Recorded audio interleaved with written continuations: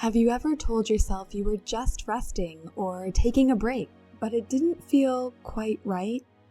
Maybe you still felt tense or guilty or in a state of waiting on edge, and that rest wasn't really restful at all. Hi there, and welcome to Beyond the Shuffle. I'm Adrian Amari, your host, guide, and recovering doom scroller. And this podcast is a cozy rabbit hole where tarot leads the way into curiosity, self-reflection, and the beautiful mess of being human. So settle in, open your mind, and let's go beyond the shuffle. A couple weeks ago on Beyond the Shuffle, we talked about the Four of Swords and the Hanged Man as cards for pause and rest. But today I want to ask you, are you actually resting, or are you perhaps avoiding? And I think it's safe to say many of us are super guilty of this. We scroll endlessly on our phones, we watch TV show after TV show, but we don't actually feel restored when doing this. We say no to plans, thinking that we're going to spend this time relaxing, but then just end up feeling restless. Or we tell ourselves, okay, now is my time for doing nothing, but that doesn't leave us feeling replenished. And if you fall into any of these traps, it's a good possibility that you're actually avoiding dealing with something than really taking a rest. So let's talk about it, and then we'll jump into some cards. What is avoidance? Now, avoidance is a protective nervous system response. We do it because dealing with whatever we're trying to avoid feels scary or stressful. And when we start to avoid things, it starts to become a programmed response. We get rewarded for it because we feel better. Unfortunately, though, staying in a state of avoidance actually builds more stress. It's a way for us to get emotional control because we can't control our thoughts, so we feel like if I avoid it, then at least I have a handle on something. But let's be real, you can never think your way out of how you feel, so avoiding it isn't going to make it go away. And a lot of the time, under avoidance lies negative self-beliefs. So because we believe that we don't have the capacity to deal with something, or because we believe a certain thing or a certain way about it, we're like, oh, I'll just put that off for now. I'll come back later. But then we work really hard to not come back later. So instead of sitting with or confronting whatever it is we're trying to run away from, we overwork, we overplan, we doom scroll, we fall into people pleasing because that's easier than saying no. We stay busy so that we can avoid feeling. Some signs of avoidance is that restless energy when we have that ongoing low-grade anxiety. Maybe we're riddled with guilt or we're disconnected from the world around us. There's brain fog and we continue to procrastinate. And I don't know about you, but I have definitely fallen into this trap more times than I care to admit. And it does take self-awareness and it does take work to pull yourself out of it and to stop using that as a coping mechanism. And to be honest, I think sometimes we do need avoidance. Sometimes there is a healthy way to avoid things because we need to prepare ourselves to be ready for it. But the avoidance that we're talking about today is where we involve ourselves in other tasks in order to not confront something that we know we need to and maybe that it's time to. So I want you to think about a time when you know you're actually avoiding something and you just tell yourself, I'm going to take a break. I've done this a lot in the past where I'm like, I'm just going to turn on Friends and sit here and watch some TV because I'm used to it and it's comfortable and it's a good way to decompress. But then I don't end up feeling decompressed at all because as I'm watching the TV, I'm trying really hard not to let my thoughts go into that anxious place. So instead of enjoying what we set out to do, we're spinning our wheels in a way that we've masked to try to not deal with the fact that we're spinning our wheels. I think it's also a really easy trap to fall into because sometimes avoiding it is the easy way out. The only problem is it doesn't actually go away and it doesn't resolve anything, but we can live with that discomfort when we get used to it. And I always say to people when they come for readings that sometimes the uncomfortable situation that we're familiar with, that we're in all the time, is more comfortable than what we think the other side of that feels like because it's different and because it's new. So let's take a look at what is rest really? What does it mean to rest? Well, when we're resting, we should feel nourished afterwards. And again, as we talked about with the Four of Swords, a lot of people have a difficulty turning things off because there is this desire to be productive. But rest should be nourishing. It should be grounding. And it should be regulating for your body, for your emotions, for your thoughts, and for your nervous system. Let's be real, it's not really rest if you're coming out of it feeling more anxious. Rest helps us deal with the difficulties or the challenges that we have in life. When we're resting, our breath should be slower. Our body might feel heavier. Our thoughts are softer. And if we think about this in the context of the Hanged Man that again we talked about a few weeks ago, this makes a lot of sense. Through rest, we can find wisdom and we can find clarity because our mind isn't running 1,000,000 miles a minute. And that's how we can sometimes tell the difference between rest and avoidance. Because if we're avoiding, our mind is going, it is spinning like crazy, and we are trying our darndest to not face what we need to face. And I think this avoidance versus rest can come in many different ways that we might not necessarily anticipate. So part of it, of course, is yes, saying, oh yes, I'm resting. Oh yes, I'm taking a break. I'm staying in tonight, or whatever excuse you make. But we can also do this in work and in relationships. In work, we can say, I'm just going to take it a little bit easier. I'm going to block some time on my calendar. And that's not a bad thing because sometimes we need that space. But are we doing that because we don't actually feel like confronting the feelings that we don't really want to be doing what we're doing? That we feel overworked or overstressed and we don't have a way to set boundaries that feels safe for us. So we're just going to avoid doing it by making up these excuses of, I just need to take a break. And I'm not saying every time we take a break it's like this, but I know I'm guilty of that myself. I tell myself I need to just take a few things off my plate right now because I feel like there's too much to do, and a lot of the time I'm just avoiding confronting something at work that I know I need to talk about or get off my chest. And here's another example that I think many of us can relate to in terms of avoidance and relationships. When we've been in a relationship for a long time and things get comfortable, we can see spending time together and just kind of doing nothing and not moving forward as a way of the relationship just kind of resting and being solid. And sometimes that is 100% the case, but when you're feeling anxious or when you're feeling like you have something to say but you're not saying it, that's the avoidance part. And with 100% honesty and vulnerability here, this is exactly what happened to me. I was in a relationship for 6 years and things were comfortable and it's like, oh, we're just kind of moving along. But underneath that comfort was a great deal of discomfort. And the more I avoided it and just told myself we're comfortable, everything's good, it's stable, it's fine, the more that anxiety and that pit feeling began to grow. And it got to the point where I couldn't avoid it anymore, where I had to talk about it because it was heavy and making me unhappy and making me stressed. In this situation, having that conversation was the one that ended the relationship, but it needed to happen. And on the other side, I felt so free and so relieved that confronting all of those things I was avoiding was like such a huge weight lifted off my shoulders. Because honestly, we are not meant to continuously avoid something. It's not healthy, it's not good for our brain, it's not good for our body, it's not good for our nervous system. And we live in a world where it's easy to fall into chronic stress. So bringing awareness to that avoidance and to what rest really feels like can actually be a huge power move.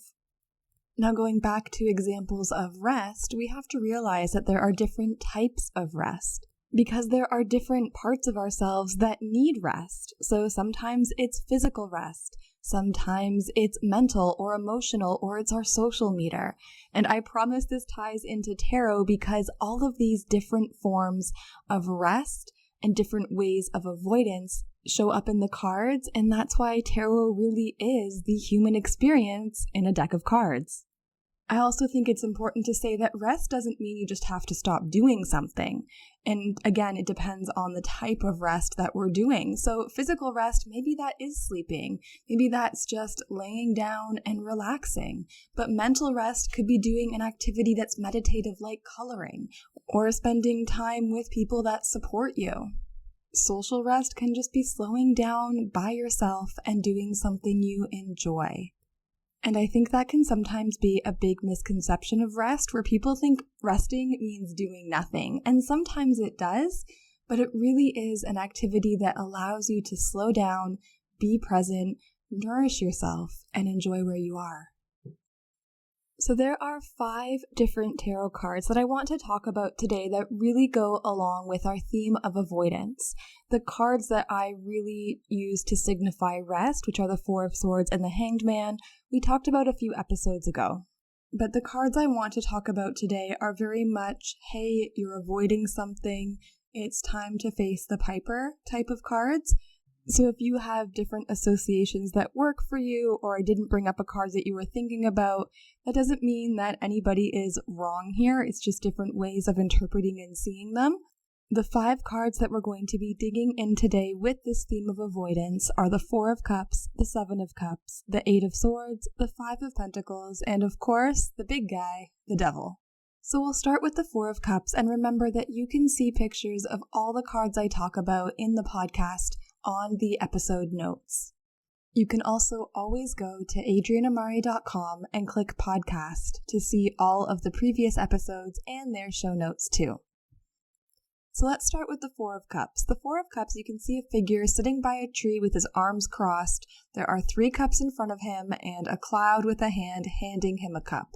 But his face is drawn downwards, it seems like his eyes are closed, and he's not even really paying attention.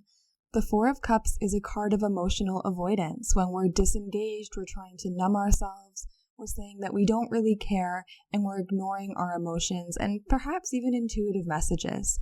We're very much checked out and we're sulking by the river. It might look like rest, but he's completely closed off.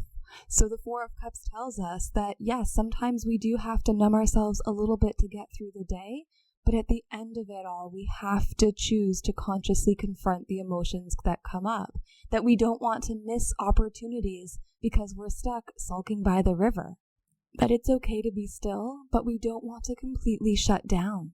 So when the 4 of Cups comes up, we have to ask ourselves, are we shutting down or numbing ourselves so that we don't feel because we're avoiding something, or do we need this space to process?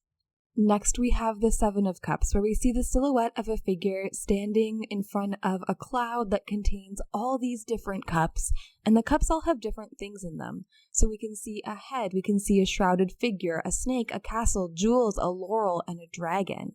And this is very much my version of avoidance, where I keep getting distracted, or I allow myself to be distracted by all sorts of different things so that I don't have to confront whatever it is I'm trying to avoid. We can get overwhelmed emotionally, feel like we don't have clarity, which again, if we're avoiding, we do not have that clarity. Our imagination can run wild, which sometimes is so exciting, but a lot of the time it creates stories that aren't real, which prevent us from going forward and from making a choice. At the end of the day, the 7 of Cups is escapism. But the encouragement of this card is to really listen to yourself, listen to your intuition, to know which is the best way forward. And if we're avoiding things by getting excited and distracted by all these different items, sometimes we do have to quiet the noise, take a step back, and really listen to what our heart, our intuition, our soul is telling us to do to move forward. Because generally, we already know. It's not really as big of a mystery as we're pretending that it is. And while it's a cup, I think it leans really well into the emotional overwhelm, but also the mental overwhelm, where we're asking ourselves, am I resting my mind, or am I avoiding seeing things clearly? Because when our mind is so full with all those different options, it can be hard to make a choice, and we avoid making that choice. So we need the clarity, the trust to move forward. Next, let's jump into our 8 of Swords, which, let me tell you, this card comes up all the time in readings. I would say of all the cards that I pull, the 8 of Swords is easily among the top 5. In this card, you'll see a woman who is wrapped in ties. There's a blindfold around her head. There are 8 swords surrounding her, but they are pushed point side down into the ground. It's muddy, and behind her is a castle. Now, the 8 of Swords is the mental avoidance. It's when we tell ourselves stories that we know really aren't 100% based in reality, but we overthink and then we feel trapped by our own thoughts. We get stuck in indecision, we're afraid to take action, and then we just avoid, because sometimes being lost in the stories we've created, even if we don't love them, is easier and more comfortable than taking the action we need to free ourselves. And I'm sure I've said this before, I'll probably say it a million more times, but the way our brain works is the more that we think something, the more that becomes real. So the more times we tell ourselves that avoiding this is good, avoiding this feels right, I feel better when I don't have to confront this, the more that becomes true, but it's not built on a strong foundation. It's built on a false reality, which means it will come crumbling down. And it causes that stress to continuously run in the background. Now, with the 8 of Swords, we get our rest by taking off the blindfold to see things for what they are, not what our imagination is creating them to be. We confront what we're avoiding, but without judgment and without cruelty to ourselves. You can see in the swords that they're all pointed down into the ground. The sharp side, the side that would really hurt you, isn't really a threat. So this is not about being critical or hard on ourselves when this happens. It's about bringing things to the surface, to having that mental awareness, to really notice those patterns without continuously stabbing ourselves by thinking a certain way about it. And with the castle in the background, if we want to return to that place of comfort, we have to take off the blindfold and face the avoidance, which I love that, because you'll notice in tarot, a lot of these cards will have castles in the background, and castles are a symbol of our comfort, our security, our stability. And you can see in the 8 of Swords, she's so far removed from that. So these stories are not really a safe place, even if we've kind of convinced ourselves that they are. And I think it's very easy to see why this is a card that comes up so frequently nowadays. I could talk about the 8 of Swords all day, but to spare you that, we're going to move on to the 5 of Pentacles. And in the 5 of Pentacles, you will see 2 figures walking outside in the snow. They don't have shoes on, one has crutches and bandages. Their clothes are rags, they look down on their luck, but they're walking past a stained glass window, which is generally a representation in the card of the church. And the church in this circumstance is a symbol of sanctuary, of community, and of help. So a lot of the time when the 5 of Pentacles comes up, we're avoiding things in one of 2 ways. One, we are pushing our physical body far too hard and becoming exhausted, or we're completely isolating ourselves from the world around us. We can feel alone in the things that we're going through. We hide ourselves away and we avoid, because avoiding in our own solitude feels a lot easier. We might say no to doing things with friends, even though we actually want to be part of something. And a lot of the time, the 5 of Pentacles ties in with our self-worth. We don't feel like we're deserving. We don't feel like we're enough, so we withdraw. Now, the healthier side of the 5 of Pentacles, or what the card can encourage us to do, is to have solitude but with awareness, to allow ourselves to still be supported, to realize that people don't know you're struggling with something unless you say something. People aren't mind readers and they have their own things to deal with. So asking for that support is not a burden. It asks us to give our physical body a freaking break and get the rest it really needs to recuperate. And one question that I think is so powerful with the 5 of Pentacles is, are you resting, or are you quietly disappearing because you feel like you have to do it all alone? And if you do feel really stuck and like you're in this all alone, please know that there is community out there willing to support you, and my inbox is always open if you need it. Moving on to the big guy, the Devil. This is the card of the major arcana that really at its core is about that distraction and that avoidance. In the card, you'll see the Devil perched on a cube, his hand raised in mock blessing. He's half man, half goat. He has wings. A torch is held downward in his hand. And you can see Adam and Eve chained there. They have sprouted horns and tails. They are naked, but the chains are quite loose around their neck. And the devil comes up as a distraction. We all know the meaning of the devil to be that temptation, right? That thing we give into, a little bit of that darkness that we give into and that we give our power away to. He can be coping mechanisms, and isn't avoidance a coping mechanism? And the way we avoid can be coping mechanisms as well. We overwork, we numb ourselves. We continuously give our power away to darkness and to fear. We doom scroll as a way to get our mind off of things, but then only feel crappier in the end. We get stuck in those self-limiting beliefs, which are only fueled by the act of avoidance. Adam and Eve can take the chains off their neck, but they choose to stand there. So the devil really asks us, what chains are you wearing and how are you allowing them to keep you stuck? Because the only one that can free yourself from this is you. The only one who can confront what you're avoiding is you. And there are a lot of healthy coping mechanisms that come without judgment, without that darkness, that we can use to get back into a better place. We can choose to regulate instead of avoid. One way to look at the devil, which I feel comes up a lot in readings, is a way of punishment, where we're punishing ourselves. And that's, again, that I'm going to rest, but not really rest because I'm in this anxious state, instead of dealing with whatever it is. And sometimes, too, we punish ourselves for arbitrary reasons. We take away the fun and enjoyment because we feel like, for whatever reason, we don't deserve it. And that's not what the devil is about. He's not saying, don't enjoy yourself, don't have that fun, don't have that freedom. Because at its core, the devil is the reclamation of your freedom. And the way we reclaim that power is to not avoid, but face what we need to face. Now, a couple of other cards that I'm just going to give a few honorable mentions to would be the Seven of Swords, where we might be sneaky McSneakerson, where we're trying to get away with something. Because a lot of the times that's what avoidance is, right? We're trying to get away with it by not dealing with it. And we know that doesn't work. We also have the Moon, where our perception is more difficult to navigate than the reality of the situation. So we're allowing our imagination to go wild, and we're not seeing clearly. We're seeing the shadows that the moonlight creates. With the Two of Swords, we're not seeing a way forward. We're blindfolded to the clarity that we need to make a decision to go forward, but partially because we're avoiding actually seeing the clarity, asking the questions, getting the information that we need to make that decision.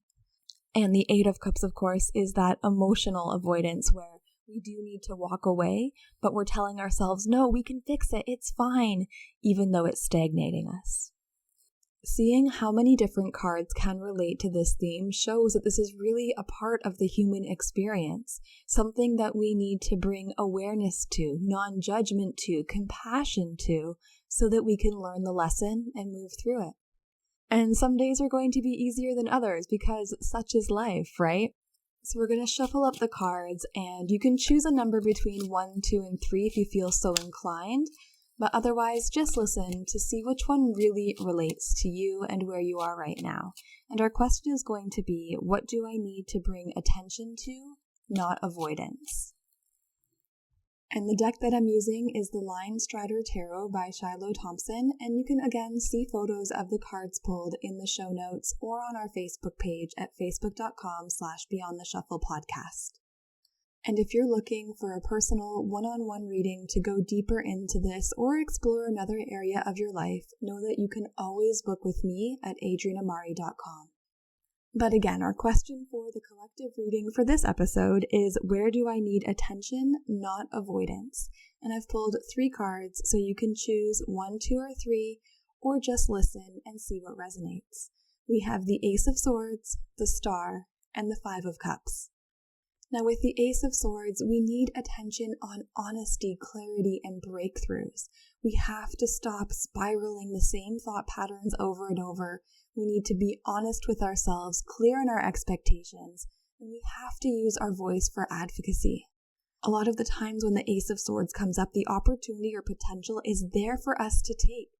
something needs to be said, a new idea needs to be acted upon, there's a fresh way to look at something, and now's the chance to do it. So instead of avoiding it or pretending it's not there or not saying what you need to say, now is the time to act. Take the sword, use it for good, don't stab yourself with it, but use it for good and use it to do something positive. And we need to do it in a way that, again, is honest, that is authentic, and that has integrity to who we want to be. So again, to clarify, we need attention, not avoidance, on how we're being honest, how we're speaking our piece, our perception, and the way we're thinking about things. Now, the second card, or card number 2, if you were doing numbers, is the star. And what needs our attention and not avoidance in the star is self-trust, trusting in the universe, giving into hope, and maybe most importantly, allowing ourselves time and space to heal. The star is when the dust begins to settle, and we feel like things are probably going to be okay again. So it's really having that faith in yourself, that faith in the universe, that you will be caught. So the attention needed here is really surrendering to the act of healing, of accepting healing for yourself. And it's not just pinpointed on one area. The star is a major arcana card, and it shows that we do need to heal both the inner and outer worlds. Of course, you'll see that she has one foot on land, and that would be our outer world, and one foot in the water, our emotional and our inner world. So we're not going half-assed here, right? We're going to pay attention to all parts and bring inspiration and healing to all parts. I think a lot of the time when we go through healing, we focus on one thing specifically, and it always has a ripple effect, which is a good thing. But I think the overall message here is saying be open to healing all aspects. Even if you're starting with one thing small, be willing, ready, and open to the fact that it will have effects on other areas of your life, and it's because they're all integrated, they're all connected. And the star is that reminder to let your inner star shine, to be your own guiding light. So again, we need to stop avoiding our opinion, our ideas, our journey for what other people think we should be doing. It's time to trust your own inner light to shine and to guide you forward. And last but not least, we have our 5 of Cups, or number 3. Now, the 5 of Cups is a card where we're really stuck in the past. I could have done that. I should have done this. Ooh, if I only had tried or said this, things would be different. And you know what? It doesn't freaking matter. Because you can't go back. You can't go back and make it different. We don't have time machines, and there's the whole butterfly effect thing that we're not going to get into, but you can't go back and fix it. So there's no point in staying stuck here thinking that you can. At the same time, the 5 of Cups reminds us that we do have to grieve. And the attention here, not avoidance, is grief. Grieve the loss of an idea. Grieve the loss of a possibility. Know that, yeah, it sucks that it didn't go that way, and it's okay to feel sad or disappointment or regret about it. But it's not okay, nor is it healthy, to allow yourself to stay stuck in that feeling. So the 5 of Cups encourages us to process, but then to also look at the 2 cups that are standing. So while we need attention to grief, we also need attention to what's going right. What can we control? What is swimming along in the way that we want it to in our life, even if it's something really small. Because no matter where you are, not everything is lost. So yes, process, feel sad, but then turn your attention to what's going well, what's going right, what is on track. So phew, that was a lot. But one question to ask yourself, if you're wondering if you are really resting or if you're actually just avoiding, is when you stop, do you feel more present or more numb?